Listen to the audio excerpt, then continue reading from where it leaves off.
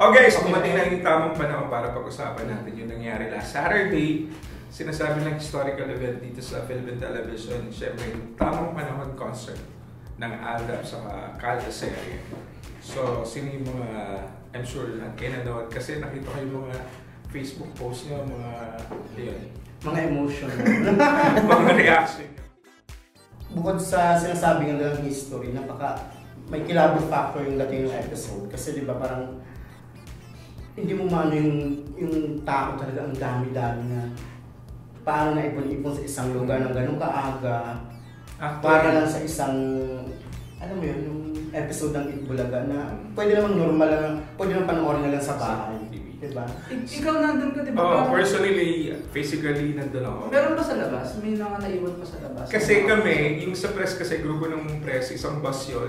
Sa SVIP area kami naman, sa mismong parking lot sa loob ng arena. So hindi namin, may mga tao pa naglalakad nung dumating kami, mga 9:30 I think.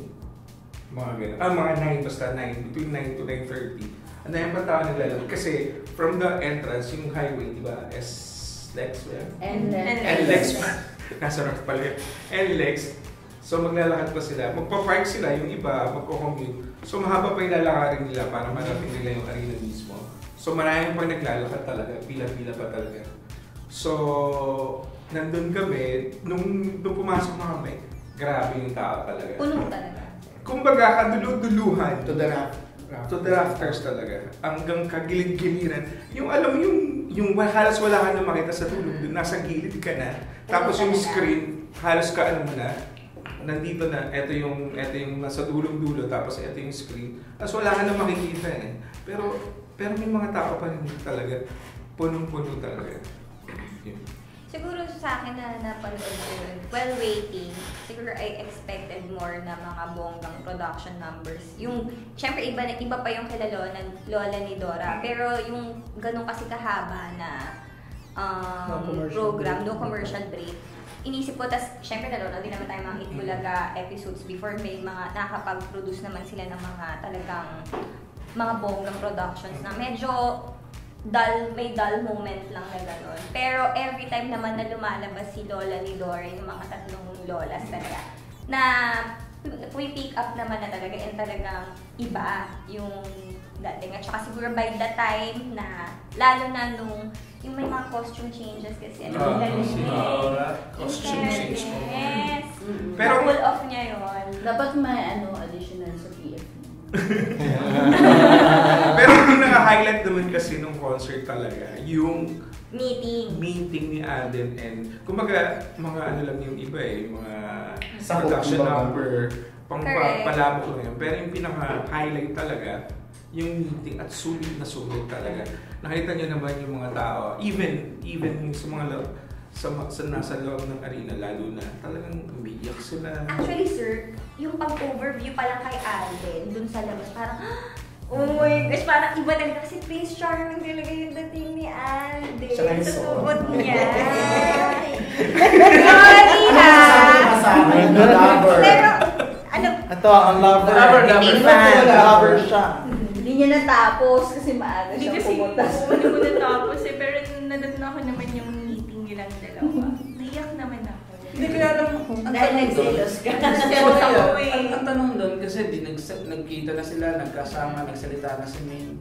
Ang parang tanong mo yun, what now, Aldab? Ano na bang? Yun nga kaya ang hashtag nila ngayon, Aldab. Anong beginnings? Yung beginnings. Ito na yung time na panoorin natin mamaya. So ano naging reaction niyo yung moment na talagang nagkita sila sa stage? Ano yung grabe talaga yung euphoria. Alam mo yung euphoria kasi pag nasa medyo faint yung marinig mong sigawan, pero yun talaga, halos hindi magkarinigan. Tapos nakakatuwa kasi yung mga katabi ko, mga senior citizen, mga matatanda na talaga. Musta ang impression nila? Kasi nasa harap kami, nasa floor area malapit sa stage. So, nung moment na dumating si Yaya Dab, from the moment na dumating si Yaya Dab hanggang doon sa pagkikita nila agad, nakatayo na lahat talaga. At sila nakangiti sila talaga. Yung parang from all ages, mga bata yung isang katabi ko, tapos yung mga matatanda, ganun yung reaction. Kumbaga, lahat ng ng edad na cover niya talaga. Saka lahat kinikilig. Naiyak, ang dami naiyak. Pati yung mga nasa CR. Anong take ni Sir? Kasi di ba, no commercial break.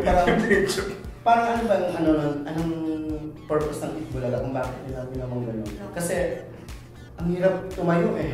Pero syempre kasi, ang dami nila sa arena eh. Parang kung magko-commercial ka, may dull moment dun sa mismo arena. Kaya tuloy-tuloy. So, tuloy-tuloy na lang. I mean, sulit naman siguro sa mga... Oo, saka di ba makikita niyo yung mga sponsor, pina-flash palagi sa screen. Yeah. At tapos may moment pa si Frankie Arinoli na, di ba yung company niya. Pero company. marketing strategy din Yes. yun, di ba? Kasi, once na Itbulaga or na manonood ka talaga nung simula ng Itbulaga, hindi ka bibitaw. Kasi kung may commercial kasi, may tendency na ililipat ka sa show, sa kabila sa showtime, di ba? So ako talaga, hindi talaga ako nakalipat. Kasi minsan ginagawa ko yun para check ko. And take note that, even before that, meron ng pre-show, 10 o'clock nag-start sa loob ng arena. Masusulit talaga. Yung may games sila, may mga games sila. Yung sila Si Vanin saka si Gerald Napoles, tapos yung tatlong comedians na naglola, mga lola. So, kumbaga, 10 o'clock, start na naman. Tapos, ang nakakatawa pa yung parang ocean wave pa yung tawag nila, yung light. Wave. Flash. Nag-flash nga sila. Hindi, parang live wave. Pinabukas yung cellphones. Yung nag-meet nga. Yung talaga nakakilabot talaga kasi grabe. Ang dami-dami tao. Tapos kita mo yung puti lang nakikita mo. Ako nga, for monitoring purposes na manood lang, just trying to be objective about it. Hindi ko talaga in-expect. Pagkita talaga, hindi ko alam, sir, kung bakit naiyak ako. Pero sinilig mo ang showtime. Oo, tinignan ko. Pero ang ano lang naman sila, parang kalma lang. Napanood ko, nagpapakita sila ng show nila. Yung show nila na charity nila. Yun yung nakita ko. Oo nga eh. Ito nga yung kay Vice. Kasi nagsalita siya. Si Boy parang Boy. Yeah. Anong Kaya pala tayo Kasi sa akin, I admire Vice for saying that. Kasi, para umamin ka na hindi mo sila kayang dibagin. That's really admirable for him. Pero sa akin, para sabihin mong nandun ka para hindi makipag-competensya dun sa 6 years, hindi mo inattempt na talunin yung Itbulaga. Medyo sa akin, opinion ko to, that's questionable. Kasi it's a competition you can call it healthy competition, but it's still a competition. You're put, you were slated there dun sa time slot na yun para talunin o bibigyan ng laban. So, agawin yung piece of the pie. You can call it healthy, but it's still a competition. So, pero I admire what he did. But at the same time, sa akin, dun sa pag... So, hindi ka naniniwala sa sinabi raw ng management sa kanila na hindi naman natin kakalabanin ang Itbulaga, kundi dadagdagan natin magpapasaya sa mga tao. Sa akin, hindi ako naniniwala. Pwedeng sinabi nila yun, pwedeng hindi kasi who knows. Yun ang claim nila. Pero sa akin, yung hindi ka nagkaroon ng sense of competition para talunin ng kalaban, hindi ako naniniwala. And knowing ABS-CBN kasi napaka-competitive.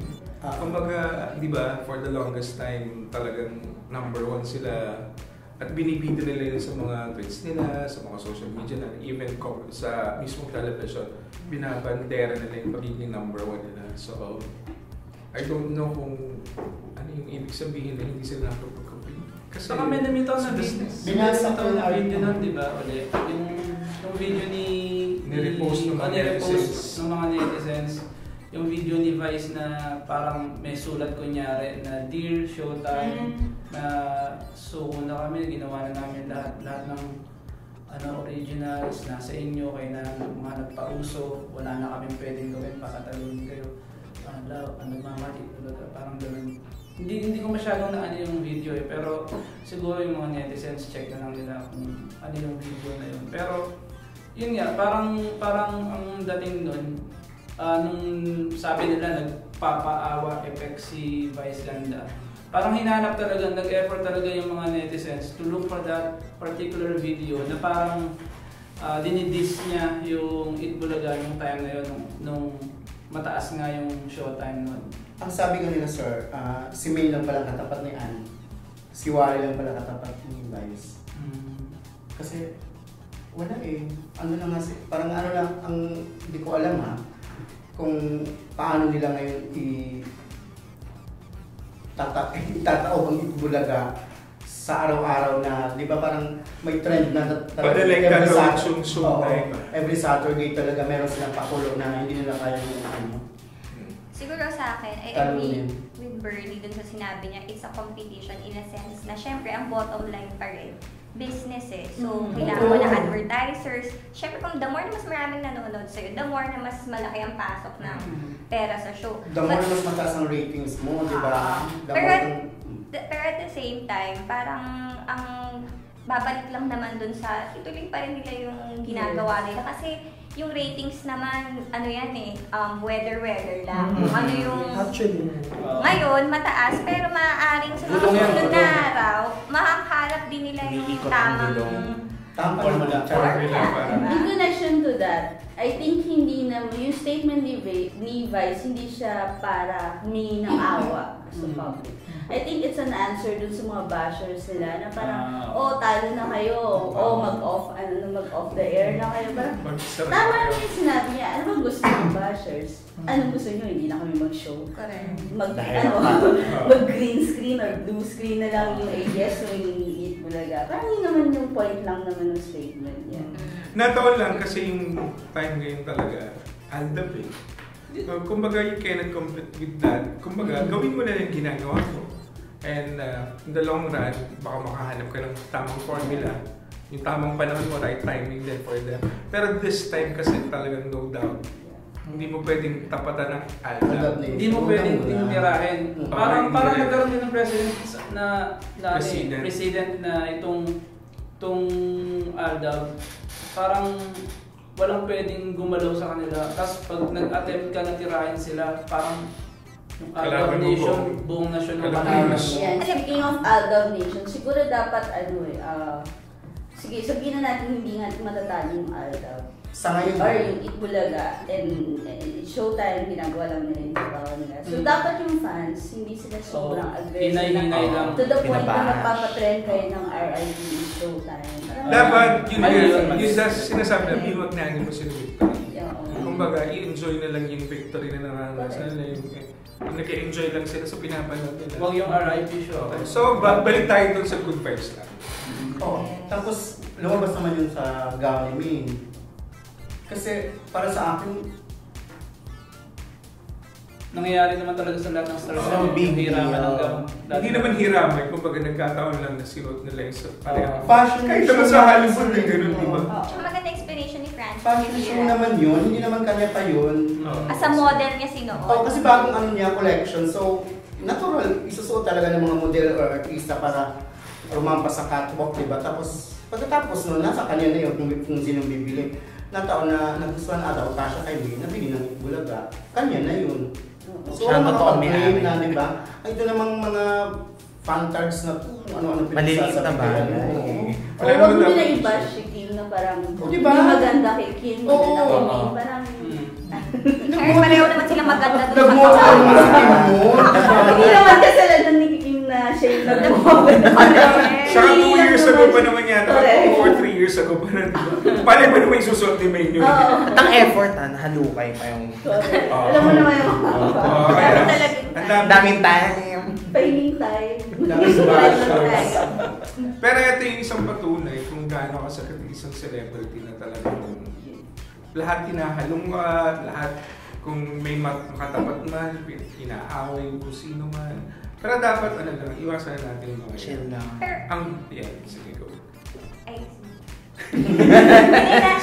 Naisip ko lang kasi ang amazing kasi yung Twitter, for the longest, may mga articles tayo na sinasabi na hindi naman exactly dying platform, pero medyo bumababa yung gumagamit ng Twitter users. Pero because of yung...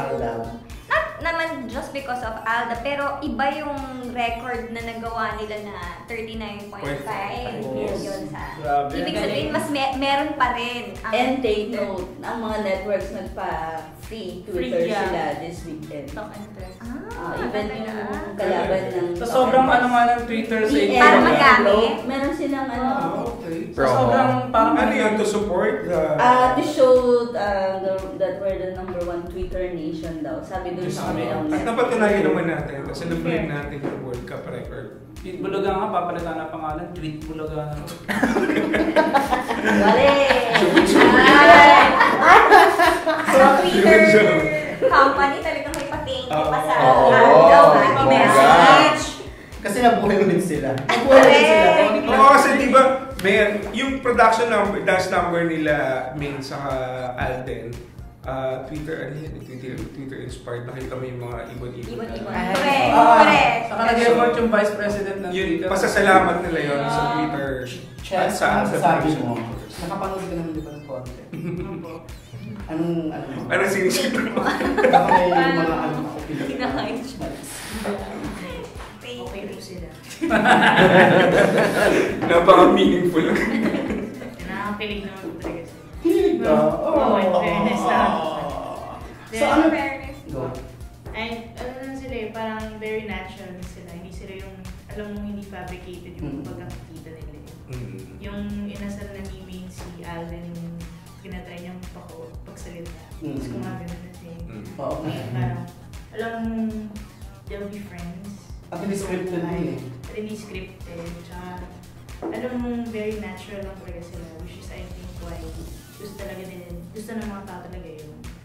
Raw emotion talaga yung binabaka nila. O, siguro may scripted yung mangyayari, mga senaryo. Sequence guide. May sequence guide, pero yung nararamdaman talaga nila. It's real. So napatunayan na nila, sir, na binibili na sila kahit paano kasi may magandang cost din naman papunta sa paggawa ng mga library. So aasahan na natin na sa December 25. No doubt. No doubt. Kasi mas mahal tong ano eh sa Philippine Arena, di ba, mga 300-600 ba yan? Yan, Yeah. sinihan to 1-2. Diba? Mahal. So aasahan na natin. Oo. Ay magkalaban din sila ni Vice doon. Magkakaalaman, tatlo silang Magkakaalaman love naman. episode na... So, ano abangan ng natin. JB. Pero... Ay, friends ng JD at Aldo. Correct. Yes. Pero hindi naman maganda sa mga fans, no? Ng dalawang love ni Fair. So kaninong fans talaga nangaaway sa Aldab? Pero bottom line lang yun. Nakagawa ng history yung tamang panahon. 55,000 capacity ng Philippine na ginagawa nilang punuin. 39.5 million tweets. 14 Another record, world record to, hindi lang dito sa Philippines. 14 million ang kinita, sir, di ba? More. Almost 14 million yung kinita from ticket sales. So ang daming libraries Libraries and libro na mga Tsaka gagawa. yung mga victims din ng land. Oo. Yeah. So yun, congratulations. Congrats! Celebration! Thank you. It's showtime!